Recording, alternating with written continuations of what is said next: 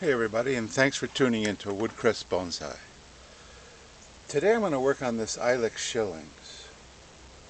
This is part of the batch of Ilex Shillings that I've worked on in other videos. And you can see all of those videos in the playlist below. I took a lot of videos of just two at a time, and then I gave you before and afters. Most of those were a little bit smaller because they were in smaller training pots. This bonsai pot, in quotes, is actually made out of plastic. So it's a plastic training pot, but it really works well. I like these guys. They last quite a while. They have pretty good UV tolerance. They have great drainage. And so this guy's a little bit bigger than the others. And as I've said in many other videos, a tree in training in a rectangular pot like this does not necessarily mean that the front is parallel with the long side of the rectangle. So, you know, is that the front or is this the front? It doesn't have to be. And I'm looking at this tree, and I've already looked at it a little bit. I'm going to take this downward growth because you always want to get rid of downward growth. And if we look at the tree from the side, you can see it's moving forward like this. So for this to be the front, the whole thing is moving away from you, which is a huge no-no in bonsai. So if we take this as the front, we really don't have much of a trunk to look at. I can try to clean it up a little bit like that, but I think a much better front is going to be right here.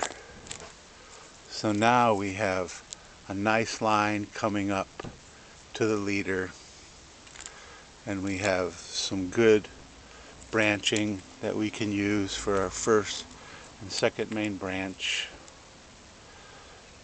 And so this is probably going to be the front.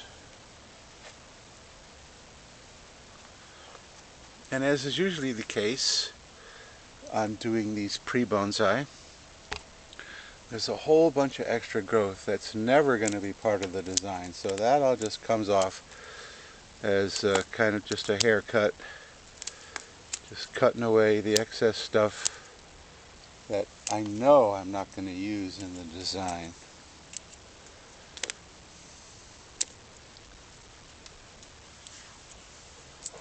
And try to get rid of some more leaves. One beautiful thing of Ilex Shillings is this guy's grown in a lot of shade, so that's like world record leaf size. Typically they're more like about like that one. See if I can get them together. So the smaller one is much closer to what you normally get if they're growing in full sun. So now we're starting to get a tree. We're starting to get some kind of movement in here. In the viewfinder, I see this big glob of foliage in the back that seems to be detracting from actually seeing the trunk line. Is that better? Guess a little bit. So now we've got to decide, what is it that we want to do? I got a frog in my throat. Okay, so if I could make this the first main branch, even though this one is at the outside of the curve, and this is probably going to end up being a taller tree. If this is the first main branch and we're doing the rule of thirds, that's a third and a third and a third. This tree is as tall as it's ever going to get. If this is the first main branch and we're doing a third and a third, then the tree is going to be considerably taller. I think my hand is still in the viewfinder. We don't have to make, sorry, excuse me, man.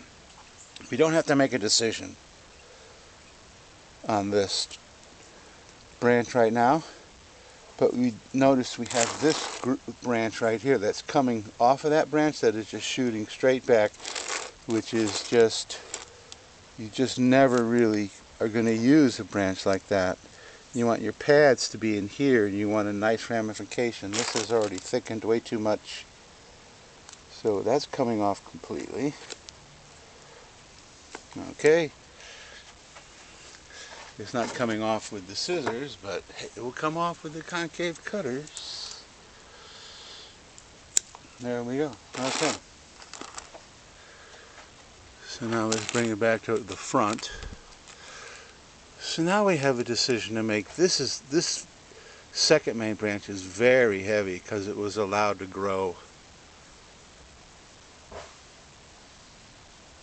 a little too much. I've got this branch here, which is, if we took this off, we still have this little guy that we can turn into the second main branch. But I'm not entirely sure that I want to do that. I may just be able to wire this guy down. For now, I'm going to keep both. Then we have a decision to make on the apex. Because as you see, the apex, there's two different choices for the apex. This is also considerably thicker than the one I'm holding. And I mean, in theory, you could make this the apex and have it be more of a slanting trunk. But I'm thinking much more of making it an informal upright.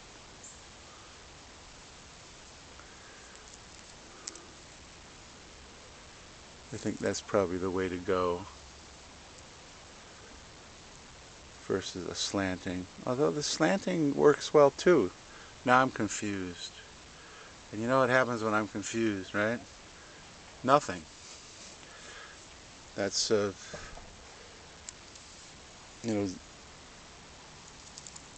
Zen Buddhism says when you're confused, wait. So, now I'm not quite sure what I want to do. Maybe I'll have a vote. So leave a comment. Do you want this tree to be more slanting? In which case, this leader comes off. We have a couple of different choices for another main branch coming out, which is nice. We have some back branching. So that might make an interesting tree. Or we're going to remove, I'm going to choose the smaller leader and take it all off like that to make a more upright tree. So I'm going to let you vote, whoever's watching, slanting or upright. So that makes it easy on me because now I'm not going to cut anything else. Oops, oh well. I didn't realize that I was going to come into that point of confusion. There is a couple other things I can do. So this branch that's shooting down, you always want to take your downward pointing branches no matter what. I also want to show you the nabari, the roots. And if you're new to bonsai, the term nabari just means that the way the roots move into the soil. And it has very, very nice nabari. And if you'll notice, this tree is in landscape mix. It's not bonsai soil. It's just a very organic landscape mix. So this is the first video I've done where I'm going to have my viewers vote on what they want. And we're coming into fall now, so Shillings goes dormant in the winter. And in fact, the dormancy in the winter, it's imperative to do any kind of root pruning on this tree, or any Shillings. So this guy isn't going to grow all that much more. So please, leave a comment. Do you want, I'm trying to get in here without, I wonder if there's something I could use.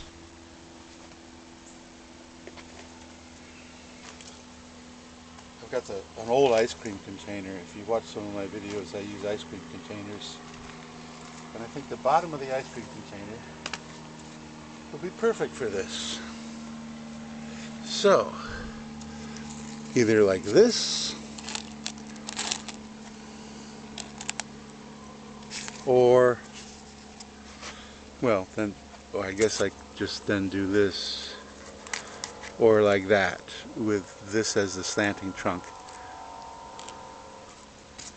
So please vote, leave a comment. If you like this video, please give me a thumbs up. I'm sorry I didn't get to a quote-unquote finished product, but I guess I'm just in one of those moods today. You know, tomorrow I'll come back and say, chop it! And I'm pretty good at that if you watch any of my videos. I know some people are like, what are you doing? Why did he chop it so much? So, anyway, that's all for this video. Thank you so much for watching. And did I say like and subscribe? I think I did. And I will see you in the next video, which hopefully I'll be more confident about what I'm doing.